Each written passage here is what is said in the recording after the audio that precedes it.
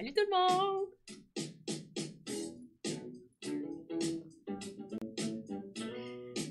Alors, est-ce que tu connais? Oui, hein? Bleu Jean Bleu?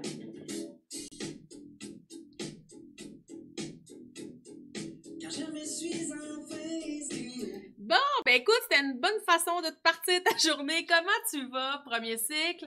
Hein? Nous sommes laissés la semaine dernière avec un week-end qui s'annonçait hyper ensoleillé et j'espère que tu en as profité parce que moi, j'ai été une Madame Marie-Ève 100% dehors pendant le week-end. Alors aujourd'hui, début de semaine, lundi, on commence avec une nouvelle thématique et cette thématique-là, c'est une thématique qui me parle particulièrement puisque ça fait appel à une ancienne vie que j'ai eue. Ben oui, je vais vous parler cette semaine des enquêtes policières. Et là, j'ai plein de belles choses pour vous.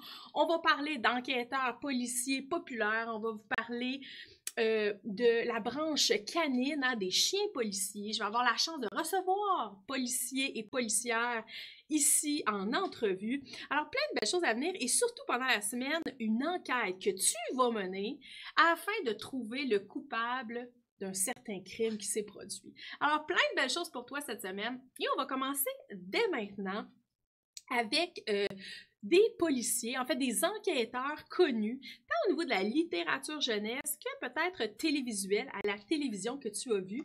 Alors, je commence ça dès maintenant avec peut-être un personnage, je te le montre à l'instant, que tu connais. Ben, en fait, je suis certaine que tu connais.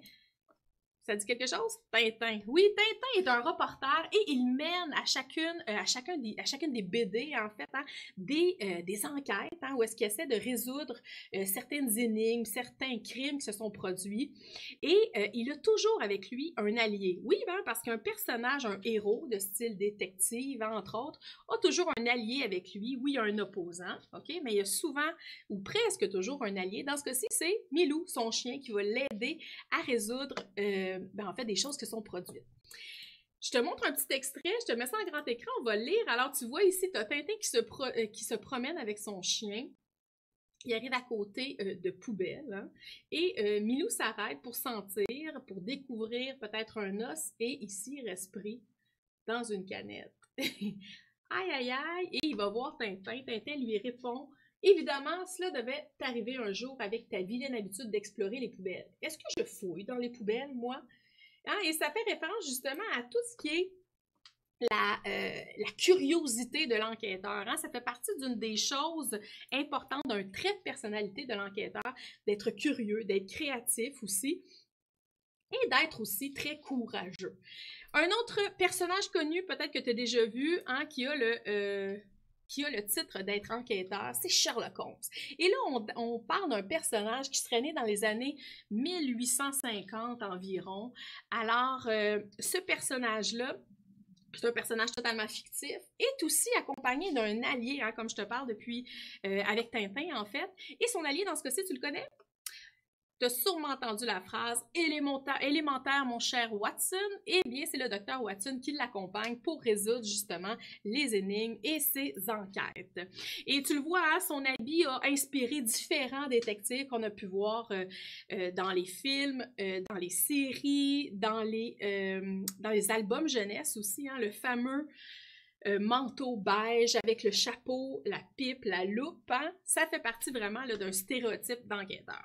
Je te parle aussi de deux autres, en fait, deux autres personnages qui m'ont suivi, disons, durant mon enfance. Oui, je te les présente. Peut-être que tu les as entendus, tu en as déjà entendu parler puisque leurs émissions sont en rediffusion en ce moment sur UniTV. Alors, je les présente, je vais te montrer leur visage. Tu les connais? Tom et Julie. Oui, en fait, c'est les Intrépides. Et là, moi, je connais la chanson par cœur parce que, comme je te dis, j'étais déjà jeune intéressée par tout ce qui était le domaine policier. Eh bien, Tom et Julie ont bercé mon enfance avec leurs enquêtes, leurs disparitions. En fait, ce sont des reporters à la radio, en fait, des animateurs radio qui reçoivent des appels à l'aide de leur jeune public et après, ils partent à la recherche. Un autre enquêteur que j'ai pas le visage, là, mais que peut-être tu as déjà entendu parler, c'est un petit peu plus vieux, mais moi, je les ai toutes écoutées, c'est le fameux Colombo. Hein, Colombo avait un gros cigare et lui, dans ce cas-ci, ça s'adresse à un public beaucoup plus vieux. Hein. Là, il menait des enquêtes par rapport à des crimes, des meurtres, des choses beaucoup plus complexes. Mais bon, voilà. Alors, on part notre semaine sur le thème de l'enquête et on va y aller avec la règle orthographique, oui, parce qu'aujourd'hui, c'est du français et on va voir une règle orthographique. Aujourd'hui, cette règle-là, c'est le son « et ». Et pour ce faire, t'oublies pas, à chaque lundi, ce que je te demande de faire, c'est de sortir ton carnet pour pouvoir aller inscrire justement notre liste de vocabulaire. Alors, tu fais ça à l'instant, tu sors ton carnet et tu inscris la date du jour. Nous sommes le 25 mai 2020. Et aujourd'hui, notre son vedette, là, tu peux le mettre dans une image, hein? Tu sais que moi, je suis très imagée, j'utilise, disons, la loupe, et ça va être le son E accent aigu.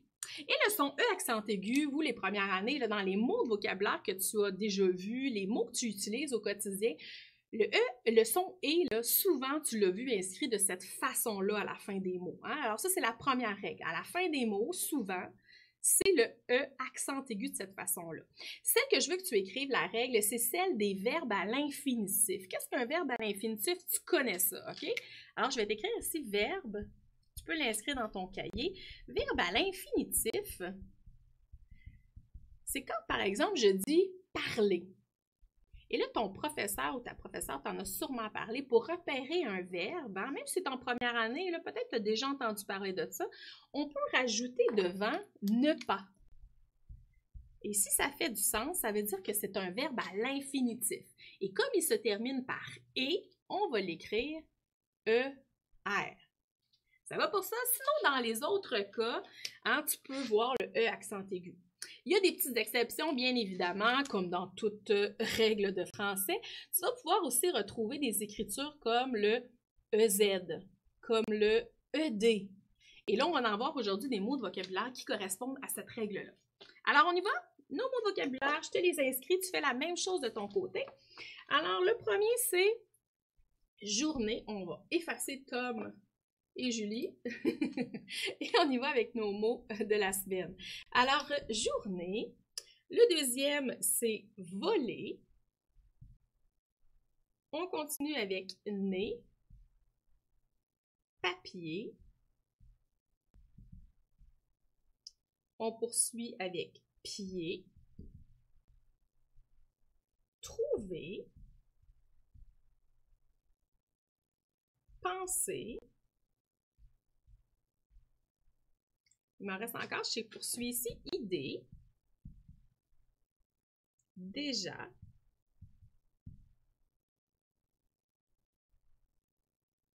et finalement, chez.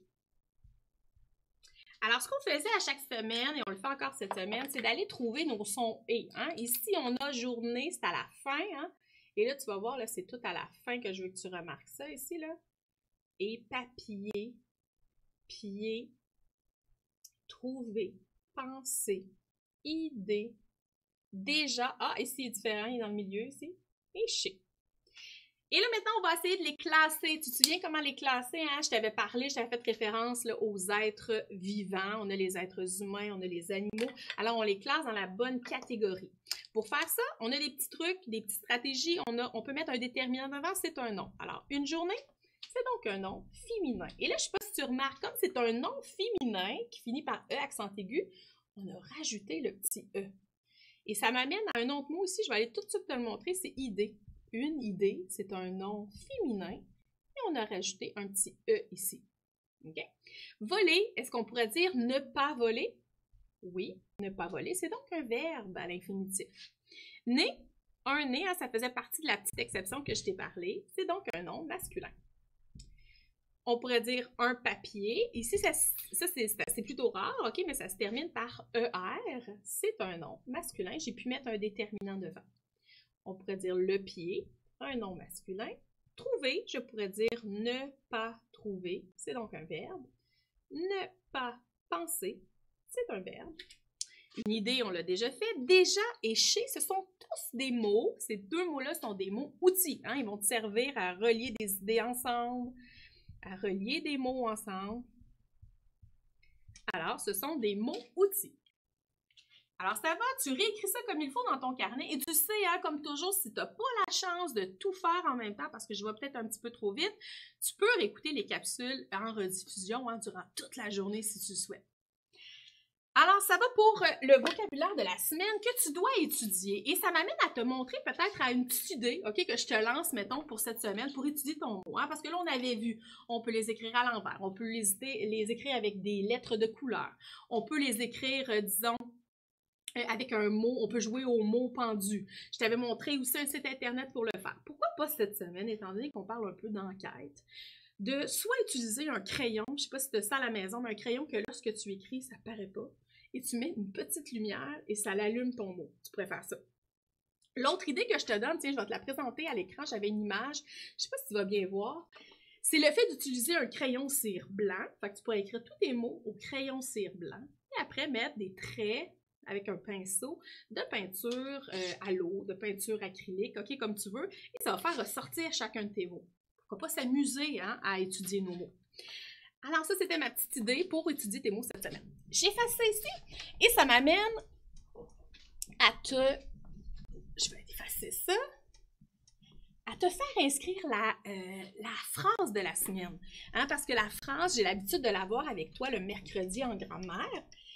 Et comme le mercredi est souvent très chargé, hein, puisqu'on a juste 4 jours hein, de capsule, eh bien, je t'invite à l'inscrire et on va la travailler seulement mercredi. On y va? Alors, dans ton carnet, toujours, tu vas inscrire la phrase suivante pour trouver, toujours inspirer des mots, hein, de bonnes idées,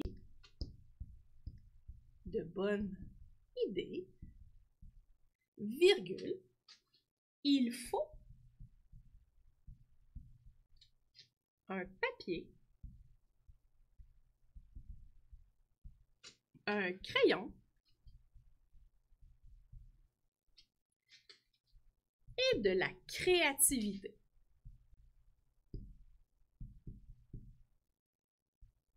Point. Alors, tu inscris ça et tu la laisses patienter, dormir jusqu'à mercredi dans ton carnet. OK? Et on va la retravailler en retrouvant les groupes du nom, en retrouvant les verbes, en travaillant la phrase. Tu as écrit ça pour trouver de bonnes idées. Il faut un papier, un crayon et de la créativité. J'efface ça et ça m'amène à te parler de mon enquête de la semaine. Alors, je te montre une petite illustration pour te mettre dans l'univers que j'essaie de te créer. La voici. Alors, je te montre une image, c'est parti. Vol du sac à dos. En fait, vol du sac à dos qui se trouvera sur un vélo. Oui, je t'explique. Alors, c'est l'histoire de Léo qui en peut plus d'être enfermé chez lui depuis 8 semaines. Et pendant ces 8 semaines-là, il n'a pas pu voir ses amis, bien entendu. Eh bien, pendant ces 8 semaines-là, il espérait justement une rencontre. Et là, c'est le moment, tranquillement, du déconfinement. Eh bien, il se donne rendez-vous, lui et ses 2 autres amis, au parc. Et ils vont aller au parc faire un petit pique-nique à 2 mètres de distance et ils vont se réunir là. Alors, il est en route, prend son vélo, son sac à dos avec son lunch et se rend au parc. Arrivé au parc, il voit très bien ses amis hein, qui sont Boris et Sandrine et il accote, hein, il appuie son vélo à l'entrée du parc sur la clôture, va rejoindre ses amis et bon, il voit pas le temps passer, il fait beau, mange leur pique-nique et au retour... En fait, au moment de partir, il arrive pour prendre son vélo pour quitter. Plus de vélo, plus de sac à dos. Ce qu'il avait au départ a disparu. Il y a donc eu vol, à ce qu'on pense. Eh bien, ses amis Sandrine, Boris et Léo, eux, ne sont pas du tout désemparés par ça. Hein. Ils ne crient pas à la police, ils ne prennent pas panique, ils se disent « OK, on va mener notre enquête ». Et c'est ce qu'ils font. Alors, au courant de la semaine, dans cette situation-là, on va essayer de trouver le coupable du vol de vélo avec le sac à dos. OK? Comment on va faire ça? C'est qu'à tous les jours, je vais te donner une énigme. Si tu résous cette énigme-là durant la journée, le lendemain matin, je te donne un indice sur le suspect. Et jeudi, on se retrouve avec différents suspects et tu devras me donner le coupable de cette enquête. Ça va, ça? On y va donc avec l'énigme du lundi, d'aujourd'hui donc. Je te la présente à l'écran. Tu as donc toute la journée jusqu'à demain matin pour résoudre cette énigme pour avoir le droit à l'indice. Je te mets ça en grand écran, c'est parti. Alors, résous le problème en ne bougeant qu'un seul bâton. Alors, on est en présence d'une équation mathématique qui est 5 plus 7 égale 2. Bien évidemment, si tu fais le calcul, même sur tes doigts, là, 5 plus 7, ce n'est pas 2. Tu dois donc bouger un seul petit bâtonnet, okay, le mettre à un autre endroit, le coller à un autre chiffre. Bon, là, je te donne beaucoup d'indices, pour arriver à me donner une équation qui est vraie. Va ça? Alors, je te laisse longtemps afficher à l'écran pour que tu puisses le voir dans la vidéo. Tu peux même le réécouter, le mettre sur pause aussi pour essayer de résoudre cette énigme-là. Et je te transmettrai la réponse demain matin. Ça va, ça? OK, alors il me reste quelques minutes pour te parler de l'invité que j'aurai la chance de recevoir demain. Alors, je m'entretiendrai avec Lou Pascal Tremblay jeudi, avant qu'on se quitte. Je t'en avais parlé un petit peu pour que tu penses à des questions, pour que peut-être tu ailles lire un petit peu à son sujet si tu n'en savais pas trop. Eh bien, demain, à 16h30, j'aurai la chance de m'entretenir avec lui. Ce que je t'invite à faire, oui, c'est d'envoyer tes questions. Toujours à la même adresse, le A commercial, succès scolaire et le hashtag la classe en ligne. Comme ça, je peux repérer les gens qui ont envoyé des questions pour l'entrevue. Autre chose, je te lance un concours. Je lance ça comme ça. Un concours. J'invite des élèves à la maison, OK, à envoyer leur candidature. Et là, tu fais ça de la façon que tu veux. Tu peux m'envoyer un cours vidéo. Tu peux m'envoyer... je sais pas, les raisons pour lesquelles je te choisirais à être un de ces élèves qui va poser des questions en direct avec moi à 16h30 demain. Et parmi les élèves qui auront répondu à cette annonce de concours, je vais choisir donc un élève avec qui je vais téléphoner, je vais communiquer avec cette personne et elle se joindra à nous à l'entrevue de demain à 16h30 plus tôt. Ça va pour ça? Alors, tu envoies tes questions? Tu envoies aussi ta candidature si ça tente d'être un de ces élèves qui participera à l'entrevue. Et je te donnerai des nouvelles très rapidement pour te dire qui a été le fameux élu à ce concours. Sinon, avant de te quitter, je veux te lancer un petit défi. J'ai l'habitude de te lancer un défi. Peut-être quelque chose que tu peux réaliser pendant la journée jusqu'à demain. Je t'invite à me faire découvrir peut-être des albums jeunesse, des romans que tu as lu, ou peut-être d'autres enquêteurs ou policiers qui, toi, te parlent, t'inspirent, et de m'envoyer ça sur les réseaux sociaux. Alors, tu pourrais faire encore une fois, pour ceux qui étaient là durant les dernières semaines, un flagrant délit de lecture. On met notre visage derrière notre livre pour me montrer ce que tu lis à la maison et peut-être une proposition que tu fais aux autres élèves du Québec pour lire sur le domaine policier. Ça va pour ça? Je te résume ça. Des questions pour Lou Pascal Tremblay. Tu m'envoies ta candidature si ça tente d'être l'élève qui sera présent lors de l'entrevue et un petit défi délit de lecture sur un roman policier ou un album jeunesse qui traite du domaine policier. Sinon, je te souhaite une superbe de belle journée et on se retrouve sans faute demain dès 8h. Bye bye!